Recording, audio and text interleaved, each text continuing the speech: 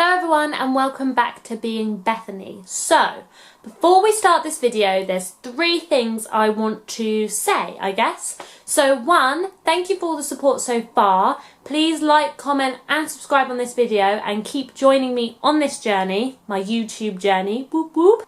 Number 2, so in last week's video I took you on a decluttering journey. I talked about how I wanted to sort out my messy corner in my room, so I thought I'd show you how it's going along, the small steps that I have taken so far. So, room update. Now, I don't know if you remember that my desktop was all messy, but I've cleared all that and I think that looks better already. I've taken off the keyboard that was over here and I moved that to a different room that has a bit more space. My board is clean and then my bedside table is a lot better and the drawers are a bit more organised. So yeah, it's only small steps like always, but it's had a big difference already. Having a neater desk area has already cleared my mind a little bit. It's very strange. You might think there's so much more to do, and there is, and I will continue, but yeah, even that subtle change has helped a lot, so that's good. And number 3, what I want to talk about is just, so today we're going to be shooting, well, I'm going to be shooting a video about what is depression. And for some people that will be really helpful, for others might not be the best time to watch it right now, which is fine. If there's any triggers, and I'd advise you not to watch it if that's the case. So then I just want you to know this. I've had a really tough week this week.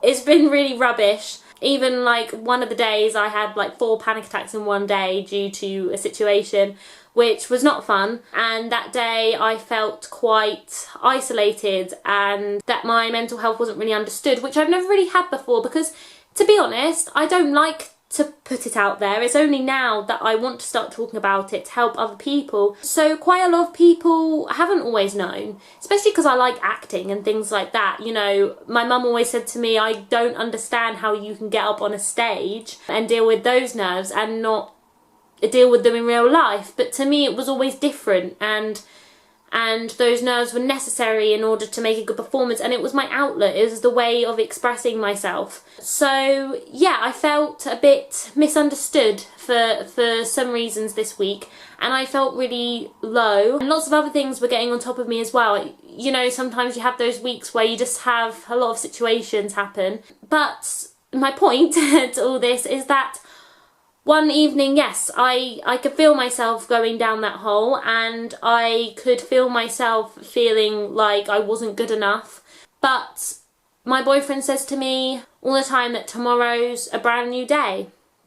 And it is, and the next day I was feeling a lot better. My faith was restored in people because I had people reach out to me and stand up for me, and which meant the world, so thank you very much.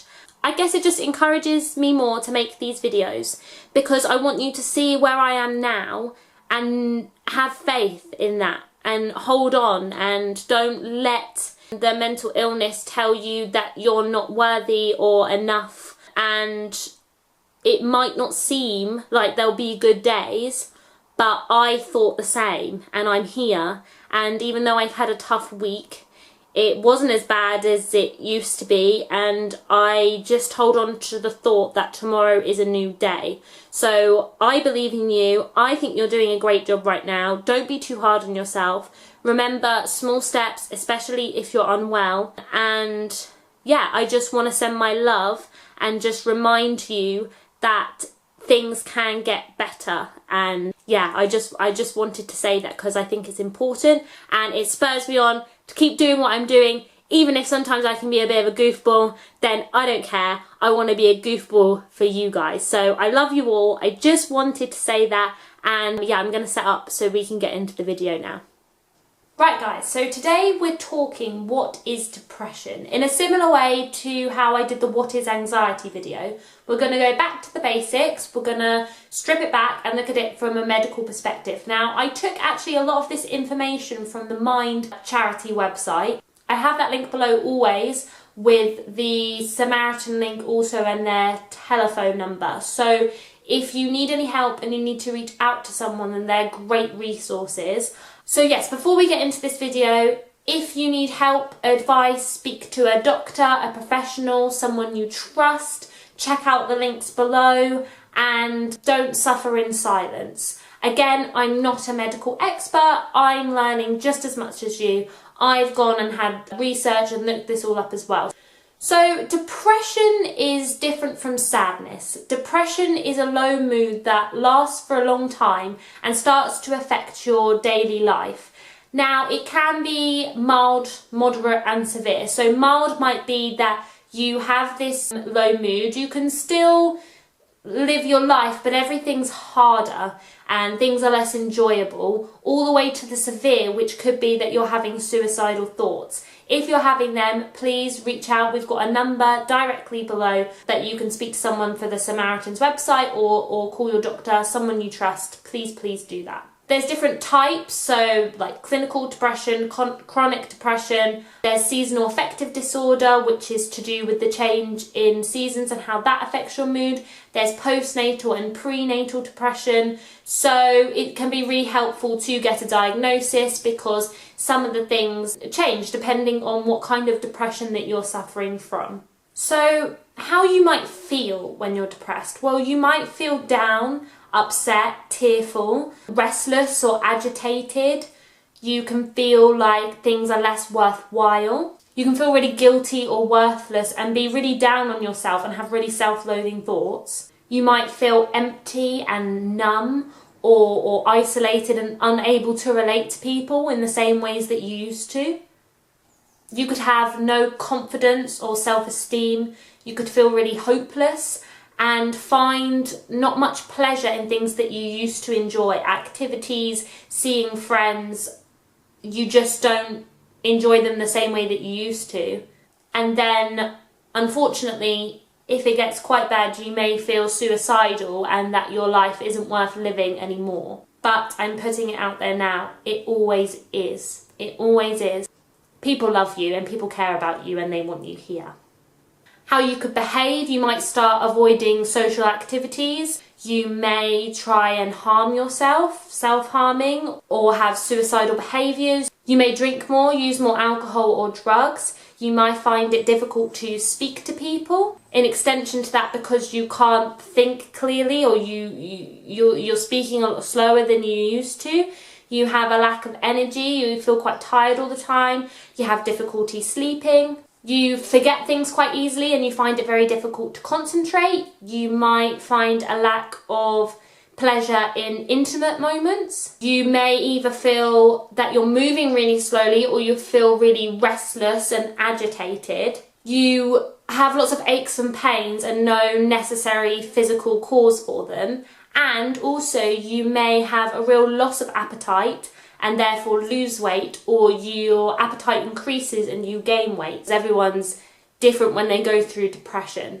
There may be some psychotic symptoms as well, which might be to do with different diagnosis of depression, such as hallucinations or paranoia. Depression can also be a part of bipolar or borderline personality disorder, and it can link up with other mental health conditions such as anxiety. Anxiety and depression overlap quite well actually, and that's what I've suffered both from, because some of the symptoms are quite similar. So feeling agitated or restless, trouble sleeping, lack of appetite because you're feeling anxious. That can also be increased if you suffer then with depression on top of that.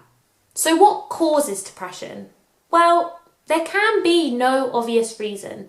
And the thing is, it's different for everyone. It could be to do with childhood experiences, it could be to do with traumatic things that happen in your life, or a lot of change, stress. Stress is a big factor. Like I said, yes, it can be traumatic events, it could be to do with abuse or neglect, it could be to do with big life changes such as losing a job or even moving house, although that might be exciting, could bring up a lot of conflicting emotions for you. It could be to do with other mental health problems, like we said, it links really well with anxiety. It's a factor, it could be a factor of post-traumatic stress disorder. It could be to do with physical health problems, if you're suffering from perhaps a chronic illness, or maybe you've had, say, some health issues that, of course, that can make you then go down the routes of depression, because that's also a big change on your life. It could be, and I haven't, gone into the studies of this, but it could be to do with genetics, it could be to do with types of medication that you're on as a side effect, and also if you're in a bad pattern of sleep, or your diet and your exercise is not very good, these can be kind of, I guess, vulnerability factors in order to take you down that spiral of depression, because, oh my goodness, sleep is so important. And if you're lacking sleep, then you might get stressed and those stresses build up. So, self-care tips for you right now that you can do if you're suffering. Mindfulness is really good. Also, talking to someone you trust. Sometimes talking just helps. If you have someone that is a really good listener, getting it off your chest and not keeping it inside is great. I know that it helped me a lot, especially at university, and I have to give a big shout out to my family, especially one of my brothers, because I would call him a lot to talk about things. But on the flip side, I think for him, he would rather I talk about it than get even lower and do something that I might not be able to take back. So speak to someone that you trust, offload, because if you keep those things inside, it will just build up and you're gonna burst. It happens to everyone, regardless if you're suffering from depression or not.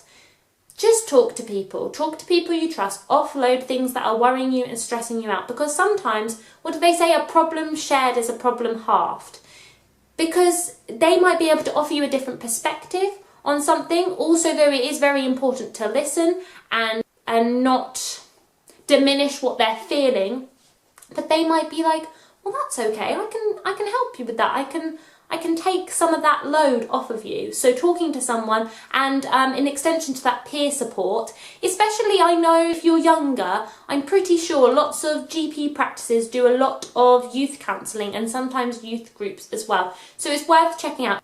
Even if you are an adult, I'm sure they'll do lots of things and groups and communities like that, which might be helpful. Like we said, really looking after your physical health, so being active, try and get a better sleep pattern, diet and exercise and nutrition. I'm trying my hardest to do something active every day, even if that's just a walk around the block. I am starting to see how being cooped up in the house on days that I'm not working, how that's not very good for me.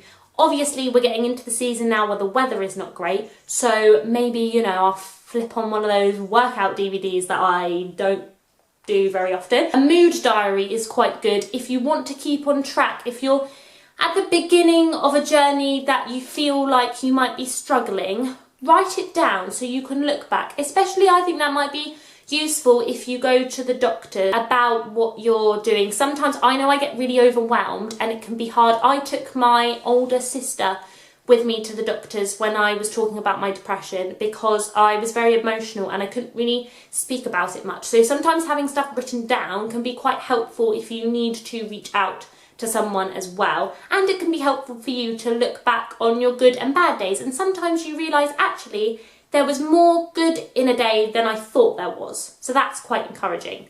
Also, nature. Oh, good old nature. We need to treat it better, but that's for a whole different video, I guess. But nature can be really helpful. Being outside in nature, breathing in the fresh air. Obviously, like I said, the weather's getting a little bit cruddy right now, but I think it's important. And also to remember what you're grateful for in nature, I think can be quite helpful. Also, treatment. So if you go to the doctor and they'll discuss treatments with you, it's slightly similar to what I talked about in the What is Anxiety video. So they might give you a self-help program, talking therapies, CBT, counselling. Like I've discussed in previous videos, I have had both, but for me, when I was depressed, having counselling one-on-one really helped me a lot, and I'm forever grateful. I saw a counsellor when I was at uni, and she was just awesome, because it was like my safe haven, a place to go to each week to get things off my chest that had been worrying me or upsetting me, and it's hard. It is hard sometimes because, you know, you will get emotional and you'll talk about things that hurt you, but again, a weight has been lifted. And I could always talk to my family, but sometimes you just need someone who's impartial, and I think that's what's great about counselling. And you can kind of speak your journey to them and they have a non-biased view. I did do CBT, but that was more for me to focus on my anxiety. So, but again, it feeds into each other like we've discussed. And then medication, antidepressants. Now, I don't know loads about them, I'm not claiming to, but I was on antidepressants twice. I went on them and then came off and then had a bit of a relapse, went back on them. And they were very helpful at the time. I think my doctor described it to me as something like they're going to help you start to see the colours again. And sometimes when you're really low, because I was really, really low, you need that extra helping hand, and there's no shame in it. Of course, it's what works for you. And I think sometimes there is a big stigma about taking them, and I really don't think there should be. You know, I was on them whilst I was at uni.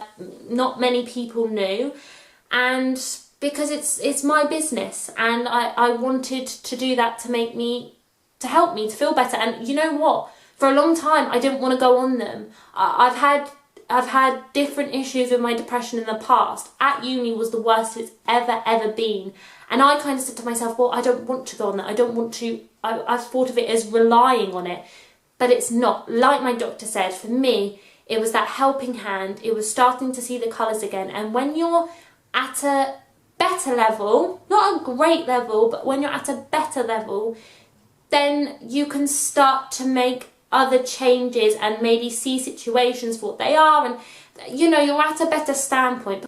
I do think it's helpful to have medication in conjunction with counselling. For me, the combination of the two, I think, worked really well.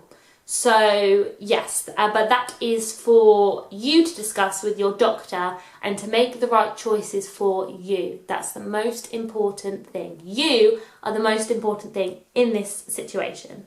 But on a side note, obviously I said I came off of them, then I went back on them. I did all that with discussion with my doctor. So you should never just come off of them cold turkey without, there's a process to that. So you have to speak to your doctor and make sure that's the right thing to do. I just want to add that word of caution there. But thank you very much for watching. There's links below if you need any help, and I love you all, and I'll see you very soon. Bye. Number 2, what was number 2?